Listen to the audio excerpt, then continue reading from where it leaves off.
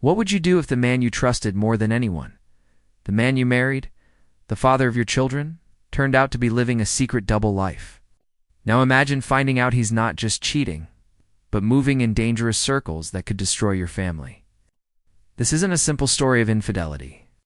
It's a story of a black woman who risked everything, her marriage, her reputation, even her safety, to expose a betrayal so big it made national headlines. This is the story of how Lydia called the FBI on her own husband, and how the world judged her for it. Lydia had always known life wasn't fair for people like her.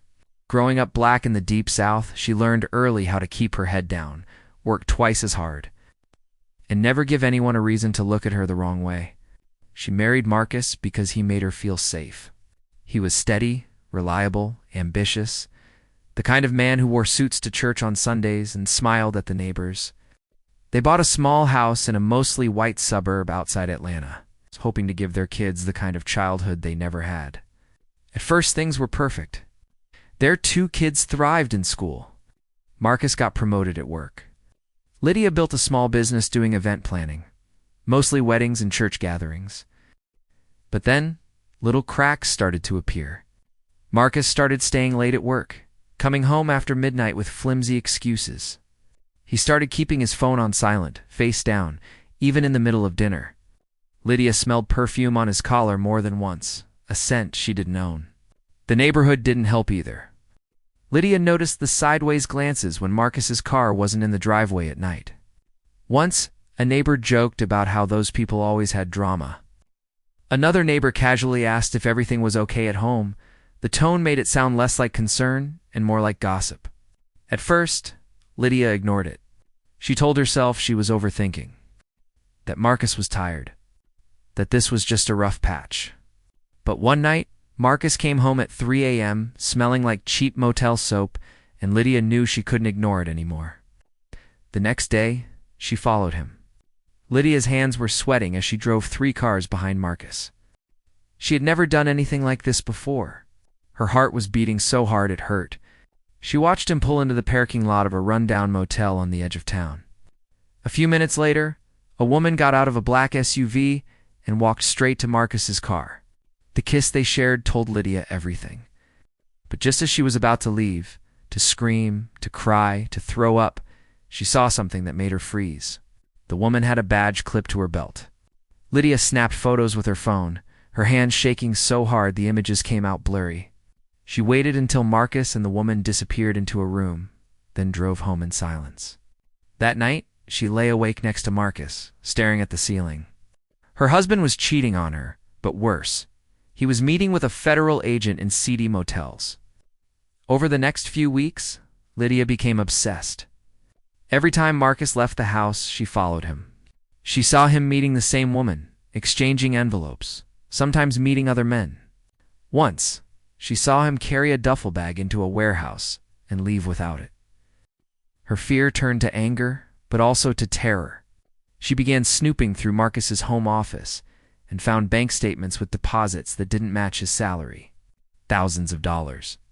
Burner phone receipts. Plane tickets to cities he had never mentioned. Something bigger was happening. But Lydia didn't know who to trust. The last straw came when her teenage son came home shaking, saying 2 men had followed him after basketball practice. Lydia's blood ran cold. The next morning, she drove to the FBI field office. At first, the receptionist gave her the usual cold politeness she had learned to expect, the kind that asked without asking, "Why are you here?" When Lydia explained what she knew, the agents were skeptical. One asked 3 times if she was sure she wasn't just imagining things or confusing Marcus's job details. It wasn't until Lydia showed them the photos, bank records, and motel bookings that the mood in the room shifted. One agent's face went pale. "This woman is not cleared for this kind of contact," he said grimly, pointing at the photo of Marcus's lover. Lydia was told to leave her house that night with her kids. She packed quickly, feeling like a criminal as her neighbors peeked through their curtains. Days later, the FBI staged a sting operation. Lydia watched from her car as black SUVs surrounded Marcus's car at a gas station. She watched her husband, the man she had once promised to love forever, get slammed against the hood and cuffed. Marcus wasn't just cheating. He was running classified information for money, selling secrets through the FBI agent he was sleeping with. The news broke fast, and suddenly Lydia's quiet street turned into a media circus. Neighbors who used to smile at her now whispered behind their hands. Some posted on Facebook about how they always knew something was off about that family. One woman even suggested maybe Lydia was involved too. It wasn't just gossip, it was suspicion. Lydia got pulled over twice in 1 week driving to court. Reporters camped outside her house. When Lydia was called to testify, she wore her Sunday best and walked into the courtroom like a soldier heading to war. Marcus glared at her from the defense table. Lydia didn't flinch. She told the jury everything, how she followed Marcus, how she gathered the evidence, how she went to the FBI even though she knew it would destroy her family. Some jurors wouldn't even look her in the eye. Lydia wondered if they saw her as a strong woman, or just another black wife tearing her family apart. When the verdict came back guilty, Marcus turned to Lydia and mouthed one word: traitor. He was sentenced to 20 years. When the gavel came down and Marcus was sentenced to 20 years, Lydia didn't feel relief. She felt hollow. Outside the courthouse, the press was waiting. Cameras flashed like lightning. Reporters shouted questions. Do you feel like a hero? Was it worth destroying your family? Do you regret turning him in? Lydia didn't respond. She just walked past them, her heels clicking against the pavement, feeling like the sound was too loud for a world that had just fallen apart. That night, the house was unbearably quiet. Marcus's shoes were still by the door. His favorite mug still sat on the counter. Her son locked himself in his room for hours. When he finally came out, he wouldn't look her in the eye. You didn't just call the FBI on Dad, he said, voice breaking. You called them on us. Lydia wanted to scream. I did this to protect you, to keep you safe, but she didn't, because somewhere deep inside, she wondered if he was right. Weeks turned into months. Her garage was spray-painted with the word snitch in bright red. She scrubbed it off herself, but the stain never really faded. The HOA politely suggested she consider moving to avoid community disruption. Her business collapsed. Nobody wanted to book weddings or church events with the woman who sent her husband to prison, and then the letters started. Marcus wrote to the kids first, then to her. Sometimes the letters were calm, reflective. Other times they were venomous, blaming her for everything, saying she had chosen the government over her family. The kids started writing him back. When Lydia found out, it exploded into the worst fight they'd ever had. You don't get to keep us from him, her son shouted. He might have made mistakes, but he's still our dad. You took him away? Lydia sank to her knees on the kitchen floor, sobbing until she couldn't breathe. Years passed.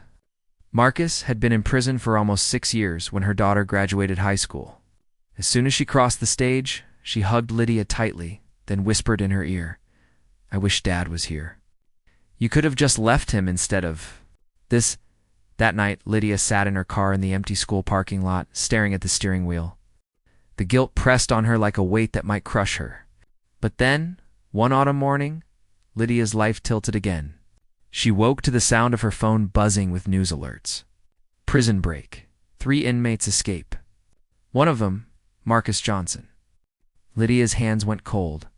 By noon, there were FBI agents outside her door, warning her to be cautious, to stay inside, to call immediately if she heard from him. That night, while her kids slept, Lydia sat in the living room with all the lights off, her heart pounding at every noise outside. And then, at 2:13 a.m., her phone buzzed. It was a text message from an unknown number. Just 3 words. We need to talk. Lydia stared at the screen until her vision blurred.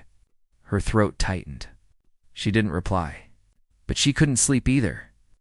Somewhere out there, Marcus was free. Somewhere out there, the man she loved, the man she destroyed, was coming closer. And for the first time in years, Lydia wasn't sure if she wanted to run or open the door.